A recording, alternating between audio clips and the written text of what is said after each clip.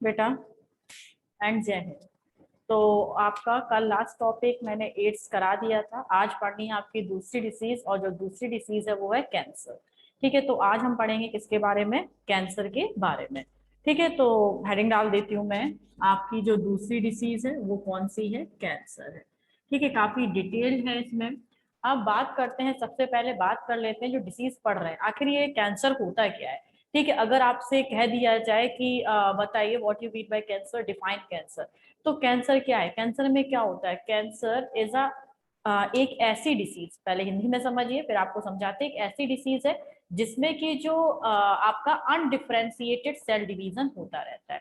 ठीक है, तो in this disease undifferentiated cell division या अनकंट्रोल्ड सेल डिवीजन अकर। ठीक है, एक ऐसी डिसीज जिसमें कि लगातार अनकंट्रोल्ड सेल डिवीजन होता रहता है, उसे हम बोलते हैं कैंसर। जैसे कि एक आपकी डिसीज है, एक आपकी बॉडी का कोई पार्ट है, मान लीजिए ये हाथ है, और यहाँ पर एक सेल की जरूरत है जिससे कि आपकी ये पूरा जो स्किन है वो बिल्कुल सही हो जाएगी। लेकिन एक सेल की जगह वहां पर अगर आपके 50 या 60 सेल बन गए तो क्या हुआ? एक मास ऑफ सेल बन जाएगा। इसी मास ऑफ सेल को हम क्या कहेंगे? इसी मास ऑफ सेल को हम बोलेंगे ट्यूमर। और ट्यूमर आपका बाद में कैंसर में कन्वर्ट हो सकता है। तो कैंसर को डिफाइन करने के लिए क्या कह सकते हैं? कैंसर में आपका क्या होता है? लगातार लगातार अनकंट्रोल्ड डिवीजन एंड और प्रोलिफरेशन ऑफ सेल। ठीक है, तो कैंसर कैसे होता है? अनकंट्रोल सेल डिवीजन से या फिर प्रोलिफरेशन ऑफ सेल से कैंसर का फॉर्मेशन होता है। तो मैं यहाँ पर लिख देती हूँ, cancer may be caused by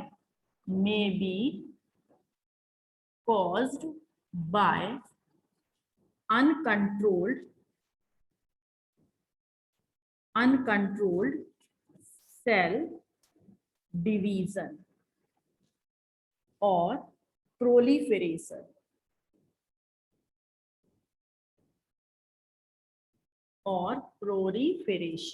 तो कैंसर क्या है बेटा?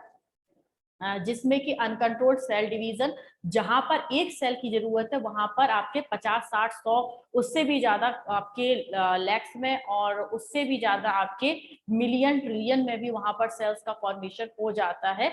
तो ऐसी जगह पर आपका क्या हो सकता है? कैंसर का फॉर्मेशन हो सकता है। तो जहां पर अनडिफरेंशिएटेड अनकंट्रोल्ड सेल डिवीजन हो रहा है वहां पर कैंसर का फॉर्मेशन हो जाएगा। अब बात करते हैं next topic, characteristic of cancer cell. Characteristic of cancer cell.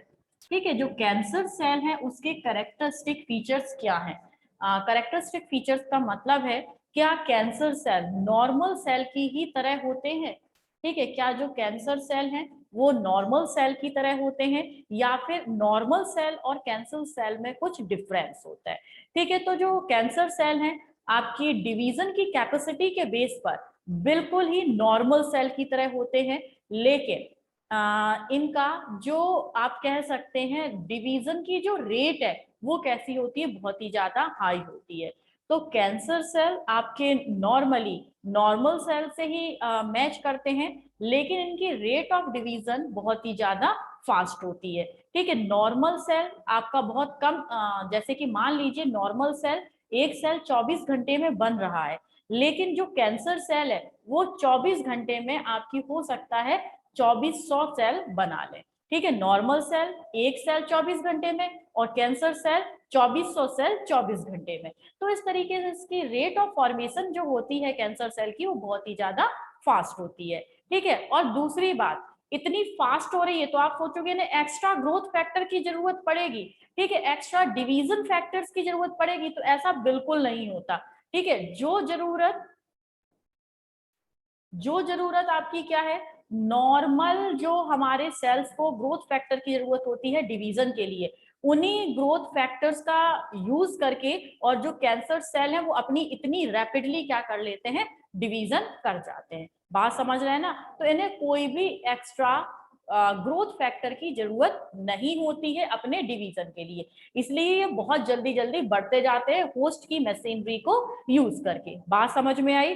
आपको मैंने बताया इनकी जो बनने की रेट है वो बहुत फास्ट होती है। अब आप सोचेंगे बनने की रेट फास्ट है तो क्या होगा, ये एक्स्ट्रा ग्रोथ फैक्टर हमारी बॉडी से इनटेक करेंगे, इन्हें एक्स्ट्रा ग्रोथ फैक्टर्स की जरूरत होगी, लेकिन ऐसा बिल्कुल नहीं होता। जो growth factor normal cell use करते हैं उन्हीं ग्रोथ फैक्टर को यूज कर लेते हैं कौन, आपका कैंसर सेल, और उतने ही ग्रोथ फैक्टर से रैपिडली डिवीजन करते हैं। तो लिख सकते हैं, पहला तो है आपका ये कैसे बनते हैं, ये आपका high rate of cell division,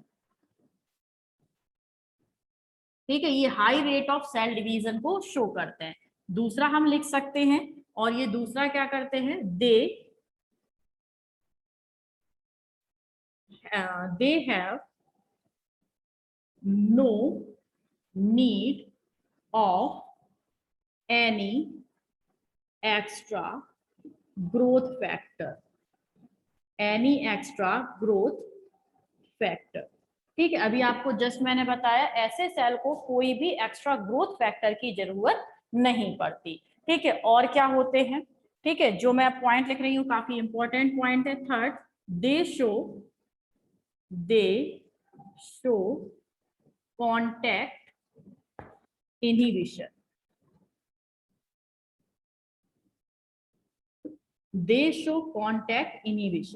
ठीक है। ये कॉन्टैक्ट जो कैंसर के सेल है इसका मेन कैरेक्टरिस्टिक फीचर है कि ये कॉन्टैक्ट इनहिबिशन शो करते हैं। अब ये भाई कॉन्टैक्ट इनहिबिशन कौन सी बला आ गई, तो कॉन्टैक्ट इनहिबिशन का मतलब है कि बॉडी में अगर एक कैंसर का सेल है तो वो जो कैंसर का सेल है ना, वो अपने आसपास के सेल को क्या कर देगा, इनहिबिट कर देगा उसकी ग्रोथ को, ठीक है, उन्हें बनने नहीं देगा, या उसमें से कुछ आपकी जो फैक्टर्स हैं उन्हें रिमूव कर देगा, जिससे कि नॉर्मल सेल की ग्रोथ नहीं हो पाएगी। जब उस जगह पर नॉर्मल सेल की ग्रोथ नहीं हो पाएगी तो फास्टली जल्दी जल्दी जो कैंसर सेल है वो अपनी ग्रोथ को करके अपने भाई बंधुओं को वहां पर बना देगा, ठीक है। देखिए कैंसर सेल क्या करता है, कॉन्टैक्ट इनहिबिशन शो करता है। मान लीजिए जो ये ब्लैक कलर का बनाया है ये कौन सा है, आपका कैंसर का सेल है, ठीक है।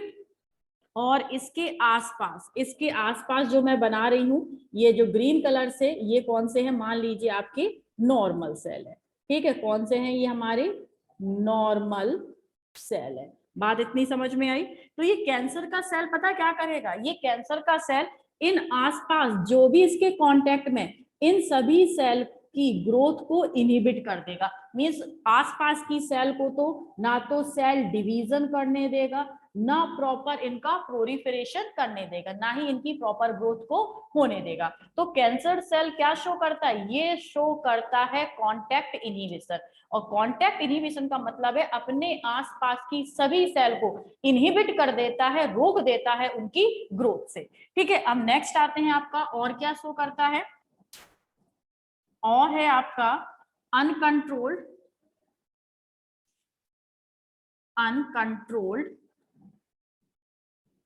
सेल डिवीजन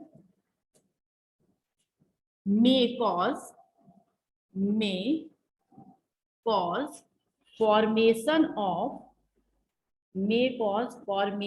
of ट्यूमर,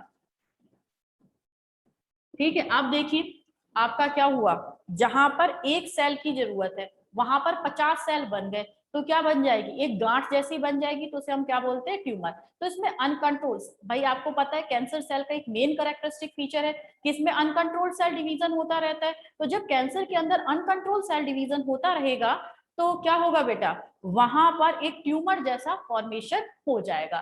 तो ट्यूमर अधिकतर क्यों बन जाता है कैंसर में, बिकॉज वहां पर अनकंट्रोल्ड सेल डिवीजन शो होता है। और क्या है इसका कैरेक्टरिस्टिक फीचर, जो अब नेक्स्ट कैरेक्टरिस्टिक फीचर लिख रही हूं वो भी आपका काफी इंपॉर्टेंट है। एक तो इसका ये इंपॉर्टेंट है, ठीक, ध्यान रखिएगा, ये वाला काफी इंपॉर्टेंट है, ये वाला इंपॉर्टेंट है, और जो अब फिफ्थ लिखने जा रही हूं वो भी आपका इंपॉर्टेंट है, ठीक है। इसे तो मोस्ट इंपॉर्टेंट कर दीजिए। तो इसमें है कैंसर सेल शो मेटास्टेसिस, ठीक है। ये पॉइंट काफी इंपॉर्टेंट है, मेटास्टेसिस शो करते हैं। जो कैंसर के सेल है वो क्या शो करते हैं, वो मेटास्टेसिस की प्रोसेस शो करते हैं। अब ये मेटास्टेसिस की प्रोसेस क्या होती है? मेटास्टेसिस की प्रोसेस का मतलब होता है कैंसर की सेल का जहां पर सबसे पहले फॉर्मेशन हुआ है वहां से स्लिप करके बॉडी के डिफरेंट पार्ट्स में पहुंच जाना इज कॉल्ड मेटास्टेसिस। तो मेटास्टेसिस का मतलब आप समझे होंगे, movement of cancerous cell within a body is called metastasis. Cancer की सेल, मान लीजिए कैंसर किसी के हाथ में हुआ तो वो केवल हाथ तक लिमिटेड नहीं रहेगा कि आप सोचो हाथ काट के हटा दीजिए तो वो क्या हो जाएगा, वो सही हो जाएगा। लेकिन कैंसर की दूसरी तीसरी चौथी स्टेज आपने सुनी होंगी, तो ये थर्ड और फोर्थ स्टेज में पहले तो वो एक ही जगह रहेगा, नॉर्मली फर्स्ट सेकंड स्टेज में वो एक ही जगह सिमटे रहेंगे कैंसर के सेल, लेकिन थर्ड स्टेज पर इसका ट्रीटमेंट इतना ज्यादा आप कह सकते हैं नॉर्मल नहीं रहता। मीन्स थर्ड या फोर्थ स्टेज का कैंसर इजिली सही नहीं होता। क्यों नहीं होता, कभी सोचा है आपने? जैसे सुना होगा कि इसका कैंसर लास्ट स्टेज पे चल रहा है, इसका कैंसर थर्ड स्टेज पे चल रहा है, इसलिए ट्रीटमेंट बहुत ही ज्यादा भारी पड़ रहा है, ट्रीटमेंट इजिली नहीं हो पा रहा है। तो ऐसा क्या हो जाता है थर्ड स्टेज पर? थर्ड स्टेज पर कैंसर के सेल मेटास्टेसिस शो कर देते हैं। और मेटास्टेसिस का मतलब क्या होता है कि अब वो यहां पर बन गए, अब वो यहां से हाथ में अगर कैंसर हुआ तो यहां से बॉडी के डिफरेंट पार्ट्स में क्या हो जाएंगे, माइग्रेट कर जाएंगे। तो इस तरीके से तो आपका बॉडी के पूरे पार्ट्स में क्या पहुंच गए, कैंसर के सेल पहुंच गए। तो अब केवल इस हाथ को हटाने से कैंसर का ट्रीटमेंट नहीं हो सकता, मींस उस पर्सन की सर्जरी भी नहीं हो सकती। जैसे बहुत सारे लोगों को आपने सुना होगा कि उसे थर्ड स्टेज का कैंसर है लेकिन उसकी सर्जरी को डॉक्टर ने मना कर दिया। इसीलिए डॉक्टर मना कर देते हैं क्योंकि थर्ड स्टेज के और उससे लास्ट स्टेज के कैंसर में जो कैंसर के सेल हैं वो मेटास्टेसिस की प्रोसेस शो कर देते हैं। कैंसर के सेल जिस ऑर्गन में बने हैं वहां से पूरी बॉडी में माइग्रेट हो जाते हैं। तो मेटास्टेसिस आप समझ गए होंगे, तो लिख दूं यहां पर, in metastasis, metastasis cancer cell migrate to different body part. ठीक है, तो ये आपका क्या करते हैं, पूरी बॉडी के पार्ट में कैंसर के सेल फैल जाते हैं। इस प्रोसेस को बोलते हैं हम क्या, मेटास्टेसिस। तो इतना आपको समझ में आ गया मेटास्टेसिस क्या होता है और कांटेक्ट इनहिबिशन क्या होता है, ये ट्यूमर का फॉर्मेशन कैसे करते हैं, इनकी हाई रेट ऑफ डिवीजन होता है या मल्टीप्लीकेशन होता है। तो ये सब क्या है, कुछ एक्स्ट्रा कैरेक्टरिस्टिक फीचर है कैंसर के सेल के। ठीक है, तो ये आप नोट कर लीजिएगा, आप इसका स्क्रीनशॉट ले लीजिए, फिर से रफ करके मैं नेक्स्ट टॉपिक पर पहुंचती हूँ। ओके, ग्रीन मार्कर से नहीं दिख रहा, ठीक है बेटा, मैं ग्रीन मार्कर से नहीं लिखती हूँ, इंक डाल लूं ग्रीन में। चलिए आप जब तक इसका स्क्रीनशॉट लिखिए।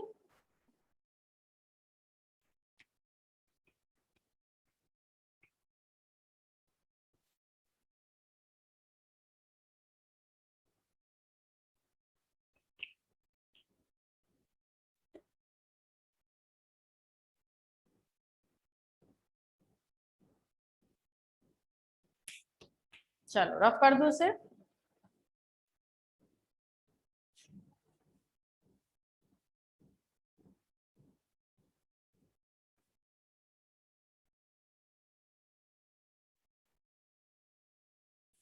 अब देखिए कैंसर में बेसिकली मैंने आपको बताया है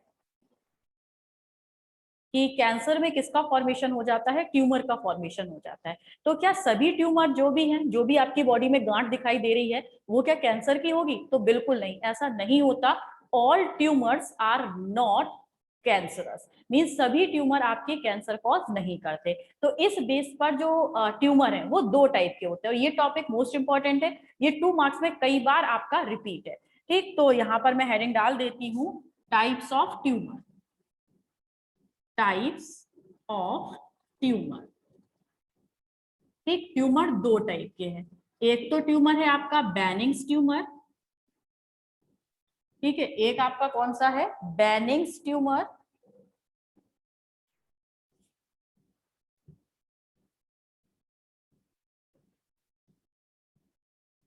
बेनिंग्स ट्यूमर और दूसरा है आपका मैलिग्नेंट, मैलिग्नेंट ट्यूमर। ठीक, तो ट्यूमर बेसिकली कितने टाइप का होता है? 2 टाइप का। ठीक है, मैं इस तरीके से आपको समझा देती हूँ कि ट्यूमर बेसिकली कितने टाइप का है? 2 टाइप का है। ठीक है, एक होता है बेनिग्न ट्यूमर और दूसरा कौन सा होता है आपका? Malignant tumour. मार्कर किधर रख दिया मैंने? ब्लू। ठीक है, कैसा होता है आपका? बेनिग्न और मैलिग्नेंट ट्यूमर। अब देखिए, जो कैंसरस ट्यूमर है उसे हम बोलते हैं मैलिग्नेंट ट्यूमर, और नॉन कैंसरस ट्यूमर को क्या बोलते हैं? Benign tumour. तो बेनिग्न ट्यूमर क्या है? ये है आपका, भाई ब्लू मार्कर किधर गया?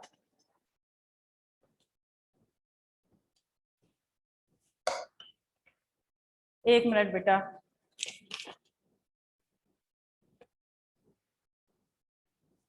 अरे मैंने ब्लू मार्कर से लिखा था। ठीक, तो बेनिग्न ट्यूमर क्या है आपका? Non cancerous, non cancerous tumour. ठीक है, बेनिग्न ट्यूमर कैसा होता है आपका? नॉन कैंसरस ट्यूमर होता है। ठीक, तो नॉन कैंसरस ट्यूमर को हम क्या कहते हैं? बेनिग्न ट्यूमर कहते हैं। और जो कैंसर कॉज करता है उसे हम क्या बोलते हैं? मैलिग्नेंट ट्यूमर कहते हैं। तो ये कैसा है बेटा आपका? Cancerous tumour, cancerous tumour. ठीक, कैंसरस ट्यूमर कैसा होता है आपका? Malignant tumour is also known as cancerous tumour. अब देखिए और क्या डिफरेंस होता है। जो बेनिग्न ट्यूमर है, मींस ऐसा ट्यूमर जो कि कैंसर कॉज नहीं करेगा, ठीक, एक सिंपल सी गांठ सी बना के रख लेगा। तो ये जो बेनिग्न ट्यूमर है, एक सर्टेन साइज को ऑब्टेन करने के बाद उसमें ग्रोथ नहीं होती। जैसे कि इतना बड़ा ऐसे होना था, इतना बड़ा हो गया, अब लाइफ टाइम तक इतनी बड़ी वो गांठ आपकी बॉडी में बनी रहेगी, इससे बड़ी नहीं होगी। तो जो बेनिग्न ट्यूमर है, एक सर्टेन साइज को ऑब्टेन करने के बाद उनकी ग्रोथ स्टॉप हो जाती है। जबकि मैलिग्नेंट ट्यूमर ऐसे ट्यूमर होते हैं, ऐसे कैंसर कॉजिंग ट्यूमर होते हैं कि इनकी ग्रोथ कैसी होती है? इनफाइनाइट होती है। मींस आपकी लंबे समय तक, जब तक पर्सन जिंदा रहेगा तब तक कैंसर का जो ट्यूमर है वो ग्रोथ करता रहेगा। तो एक इंडेफिनेट साइज तक ये क्या कर सकते हैं? ग्रोथ कर सकते हैं। तो यहां पर मैं लिख दूं सेकंड इसमें, दे शो, दे show limited growth, limited growth. ठीक है, ये क्या शो करते हैं? लिमिटेड ग्रोथ शो करते हैं। They obtain, they obtain certain size, certain specific size, then stop their growth. ठीक है, ये स्पेसिफिक साइज तक पहुंचते हैं और उसके बाद अपनी ग्रोथ को क्या कर देते हैं? स्टॉप कर लेते हैं। अब बात करते हैं मैलिग्नेंट ट्यूमर की। Their growth is indefinite.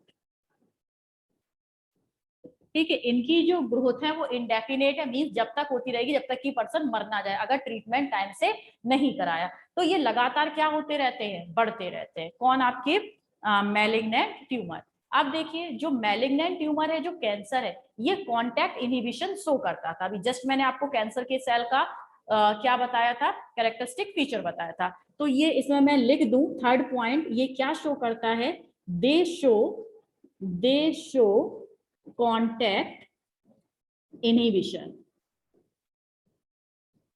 ये क्या शो करते हैं बेटा? कॉन्टैक्ट इनहिबिशन शो करते हैं। जबकि इसमें ऐसा कुछ नहीं होता।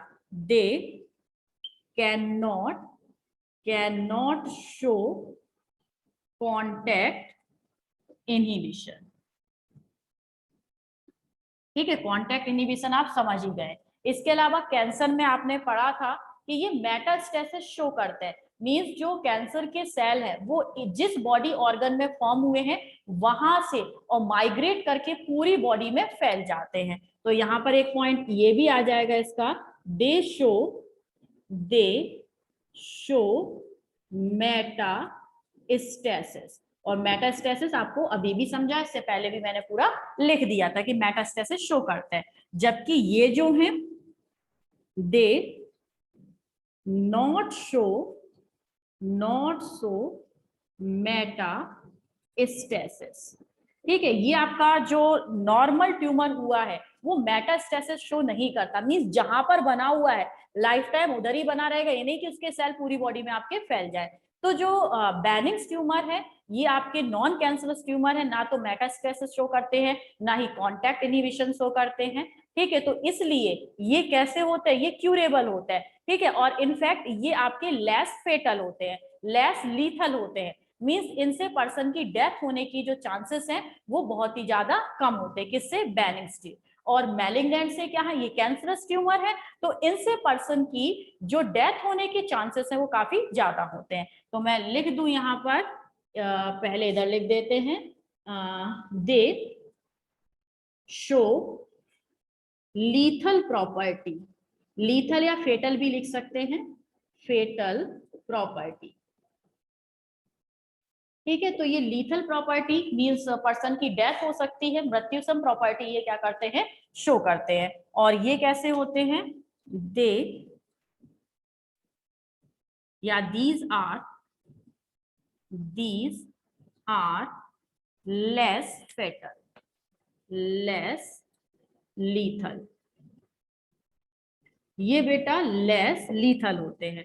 ठीक है, हो सकता है कि ऐसे कि ब्रेन ट्यूमर वगैरह हो जाए तो पर्सन की डेथ हो जाए, लेकिन बहुत कम चांसेस होते हैं कि बेनिग्न ट्यूमर में पर्सन की डेथ हो। ठीक है, यहाँ पर डेथ की चांसेस बहुत ज्यादा कम होते हैं, 0.1 0.2% चांसेस होते हैं, वरना ये वाले हैं इसमें चांसेस ज्यादा होते हैं। ठीक है, तो ये दोनों का डिफरेंस आपका काफी इंपॉर्टेंट डिफरेंस है, और इसे आप बहुत अच्छे से याद कर लीजिएगा कि मैलिग्न और बेनिग्न ट्यूमर में, मैलिग्नेंट और बेनिग्न ट्यूमर में क्या डिफरेंस है। ठीक है, अब इसका आप स्क्रीनशॉट लीजिए, जब तक मैं मार्कर ढूंढूं, मैंने रख कर दिया।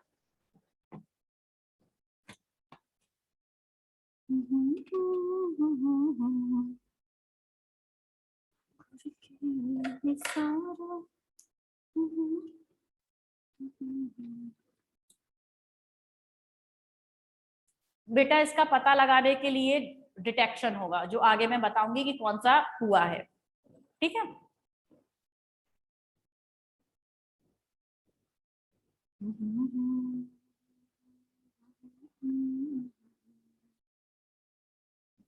चलिए रफ कर दूं।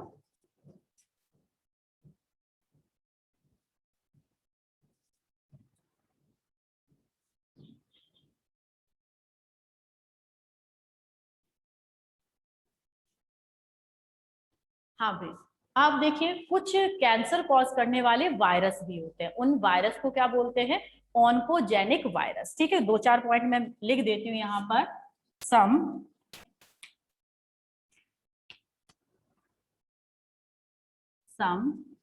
viruses also cause cancer. ठीक है, कुछ वायरस भी कैंसर कॉज करते हैं। these viruses are known as oncogenic virus, oncogenic virus. ठीक है, क्या कहते हैं उन्हें, हम ऑन्कोजेनिक वायरस कहते हैं, ऐसे वायरस जो कि क्या कॉज करते हैं, कैंसर कॉज करते हैं। ठीक है, इसका बेस्ट एग्जांपल है human papilloma virus which cause cervical cancer in human female. ठीक है, ह्यूमन फीमेल में आपका जो कैंसर कॉज करने वाला वायरस है वो कौन सा है, आपका ह्यूमन पैपिलोमा वायरस। याद रखिएगा नाम, human papilloma virus, HPV, human papilloma virus can cause cancer only in human females, और वो कैंसर कौन सा है, सर्वाइकल कैंसर। ठीक है, जो कि सर्विक्स में हो जाता है। चलिए, अब दूसरी बात है, ये आखिर कैंसर हो कैसे जाता है ना। तो ये जो हमारी सेल्स है, ठीक है, हमारी सेल्स है, सेल्स के अंदर क्या प्रेजेंट होता है, एवरी सेल के अंदर न्यूक्लियाई प्रेजेंट होता है। न्यूक्लियाई के अंदर मींस न्यूक्लियस के अंदर क्रोमोसोम प्रेजेंट होते हैं, और क्रोमोसोम के अंदर क्या होते हैं, जीन्स होते हैं। ये प्रॉपर आप जानते हैं, ये आपकी सेल है। ठीक है, अच्छी सी सेल बनाता है पेंटागोनल, ये सेल है, सेल के अंदर न्यूक्लियाई है, और न्यूक्लियाई के अंदर क्या होते हैं, क्रोमोसोम। और इन क्रोमोसोम पर क्या प्रेजेंट होते हैं, इन क्रोमोसोम पर प्रेजेंट होते हैं जीन्स। क्या प्रेजेंट होते हैं, जीन्स। ठीक है, तो जो अगर आप कहें ये कैंसर कॉज करने वाली चीजें हमारे बाहर से, हमारी बॉडी में बाहर से एंटर करती हैं, तो ऐसा कुछ नहीं होता। हमारी बॉडी में पहले से कुछ जीन्स प्रेजेंट होती हैं जो कि इनएक्टिव फॉर्म में होती हैं, और इन इनएक्टिव फॉर्म की जीन को हम क्या बोलते हैं? Cellular oncogenes. ठीक है, तो मैं लिख देती हूँ यहाँ पर सेलुलर ऑन्कोजीन्स, जीन्स जिसे हम बोलते हैं सी, ऑन्कोजीन्स और ब्लू से लिखना था। ठीक है, सेलुलर ऑन्कोजीन्स या C oncogenes present in normal human being, but they activate and transform to cancerous oncogenes। ठीक है, oncogenes and cause कैंसर। ठीक है, तो कैंसर कॉज करने के लिए कोई बाहर से सामान नहीं आना है। ठीक है, ये सभी के अंदर जो ऑन्कोजीन्स है ना, ये ऑन्कोजीन्स सभी के अंदर प्रेजेंट होती हैं। एवरी नॉर्मल ह्यूमन के अंदर ऑन्कोजीन्स प्रेजेंट होती हैं। आपको शायद ये सुनने में बहुत अटपटा लग रहा होगा, लेकिन बेटा हम सभी के अंदर जो कैंसर कॉज करने की मेन मशीनरी है ना, वो हम सभी के अंदर प्रेजेंट होती है। बस किसके अंदर एक्टिवेट हो गई, जिसके अंदर वो एक्टिवेट हो गई उसे कैंसर हो गया, और जिसके अंदर एक्टिवेट नहीं हुई वो नॉर्मल लाइफ जी रहा है। ठीक है, समझ रहे हैं ना? तो कैंसर के लिए रेस्पॉन्सिबल क्या होती है? कैंसर के लिए कुछ स्पेसिफिक जीन्स रेस्पॉन्सिबल होती हैं। These genes are called oncogenes. ठीक है, ये सभी ह्यूमन बीइंग में प्रेजेंट होती हैं, लेकिन ये इनएक्टिव फॉर्म में प्रेजेंट होती हैं, जिन्हें हम सेलुलर ऑन्कोजीन्स या प्रो ऑन्कोजीन्स भी कहते हैं। शायद मैंने कहीं लिखा है सेलुलर ऑन्कोजीन्स, या फिर इन्हें हम क्या कहते हैं? Pro oncogenes. ठीक है, हम क्या बोलते हैं? सेलुलर ऑन्कोजीन्स बोल सकते हैं या फिर उन्हें प्रो ऑन्कोजीन्स बोल सकते हैं। ठीक है, जब ये नॉर्मल में प्रेजेंट है वहां पर ये इनएक्टिव फॉर्म में रहती हैं, लेकिन कुछ आपकी रेडिएशंस है, कुछ केमिकल्स है जो इन ऑन्कोजीन्स को एक्टिवेट कर देते हैं, सोते हुए शेर को जगा देते हैं। ठीक है, हमारी बॉडी में सोती हुई मिलती हैं, लेकिन जब सोते हुए शेर को जगाओगे तो भाई आपको काटेगा, दहाड़ेगा, आपका नोचेगा। तो वही कहानी है कि हमारी बॉडी के अंदर जो ऑन्कोजीन्स है ये इनएक्टिव फॉर्म में रहती हैं, लेकिन कुछ कार्सिनोजेनिक मटेरियल जब इन्हें एक्टिवेट कर देते हैं तो पर्सन को क्या हो जाता है? कैंसर कॉज हो जाता है, और कुछ भी नहीं है कैंसर। ठीक है, तो इस तरीके से नॉर्मल ऑन्कोजीन्स के एक्टिवेट हो जाने से कैंसरस ऑन्कोजीन्स में वो ट्रांसफॉर्म हो जाते हैं एंड दे कॉज कैंसर, और वो कैंसर को कॉज कर देते हैं। ठीक है, तो ये दो नॉर्मल आपके पॉइंट थे, ये जो मैंने आपको बता दिए। अब बात आती है कैंसर से रिलेटेड कैंसर कॉजिंग एजेंट, कि कैंसर को कॉज कौन कौन से एजेंट करते हैं। तो मैं लिखती हूं यहां पर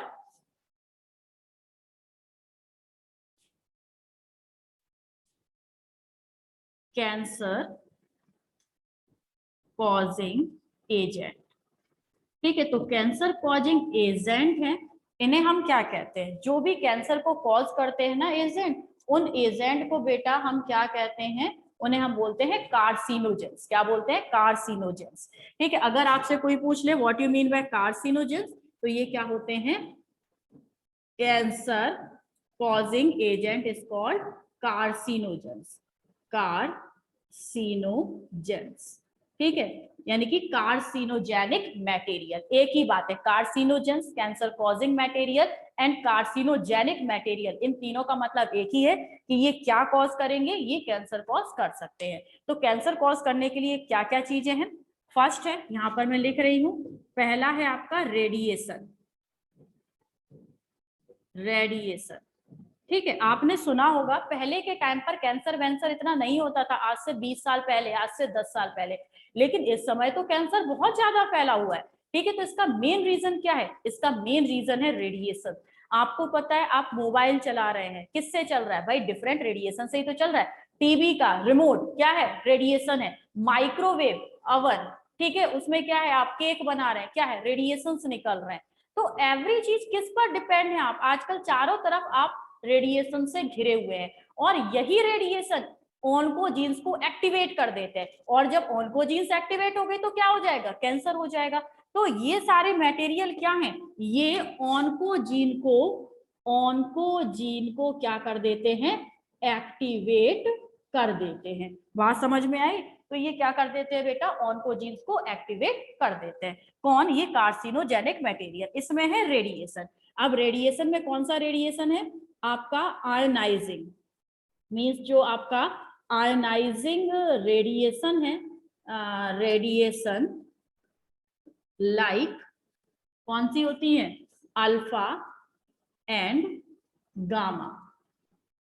ठीक है, अल्फा रेज और गामा रेज ये आयनाइजिंग रेडिएशन है, जिनमें कि आयनिक इफेक्ट होता है। अगर ये बॉडी के अंदर लंबे टाइम तक एंटर करती रहती हैं तो ये नॉर्मल सेलुलर ऑन्कोजीन्स को ट्रांसफॉर्म करके और बना देती हैं क्या, आपका कैंसर ऑन्कोजीन्स।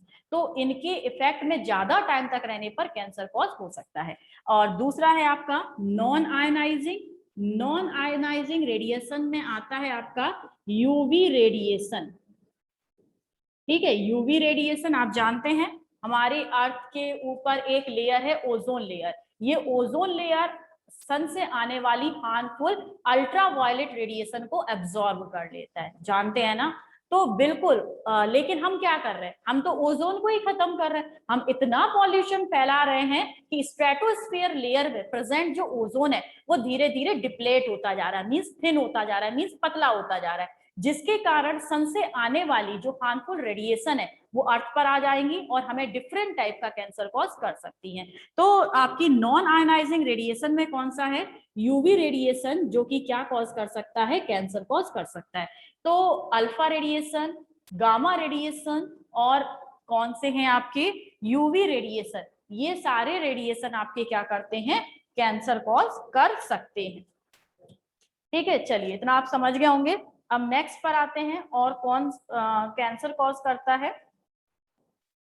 ठीक, आप यहाँ पर अल्फा की जगह पर एक्स लिखिए कि एक्स के ज्यादा इफेक्ट में रहते हैं।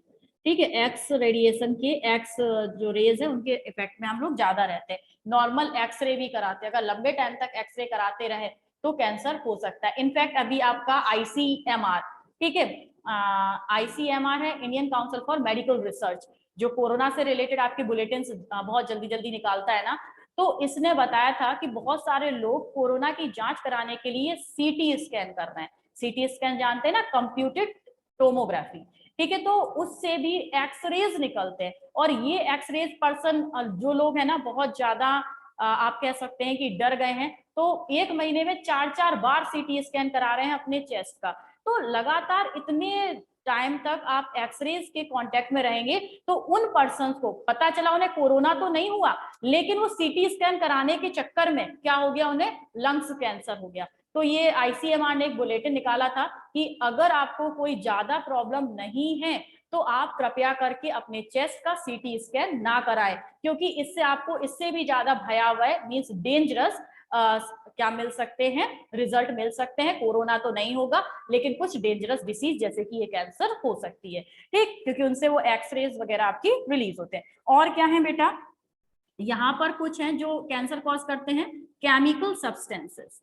केमिकल सब्सटेंसेस, केमिकल सब्सटेंसेस में है कुछ आपकी एनिलीन डाइज, एनिलीन डाइज। ठीक है, एनिलीन डाइज है आपकी, और कुछ फूड कलर।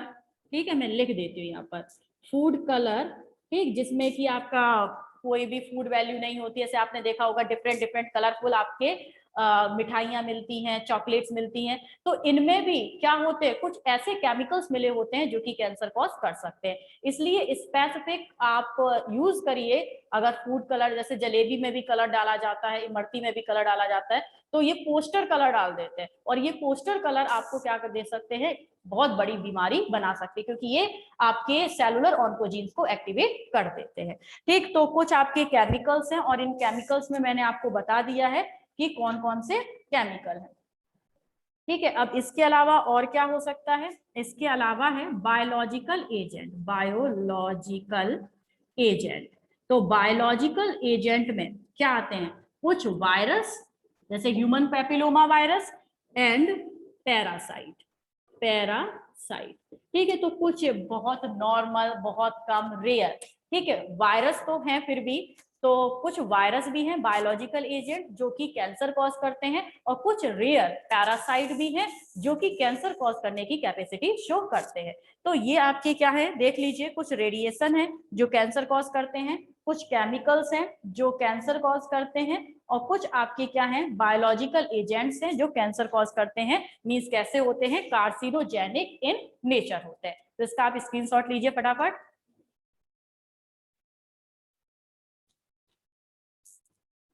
हो गया। चलिए, अब आज तो खैर इसका ये आपका टॉपिक नहीं हो पाएगा क्योंकि अभी इसके 3 बड़े बड़े टॉपिक बचे हुए हैं।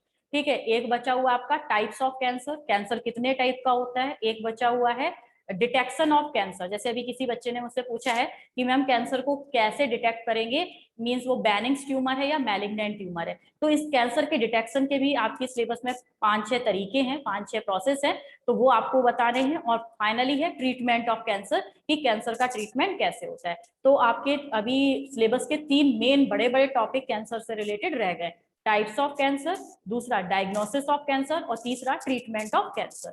ठीक है, इन तीनों को हम कल पढ़ेंगे। ठीक है, तो कल हम कैंसर का ट्रीटमेंट कर लेंगे। ठीक, चलिए, तो अब हम मिलते हैं कल आपसे। तब तक के लिए जय हिंद एंड गुड बाय। चलिए, स्क्रीनशॉट ले लीजिएगा बेटा इसका। Bye bye bye. ओके, जय हिंद कुसुमलता।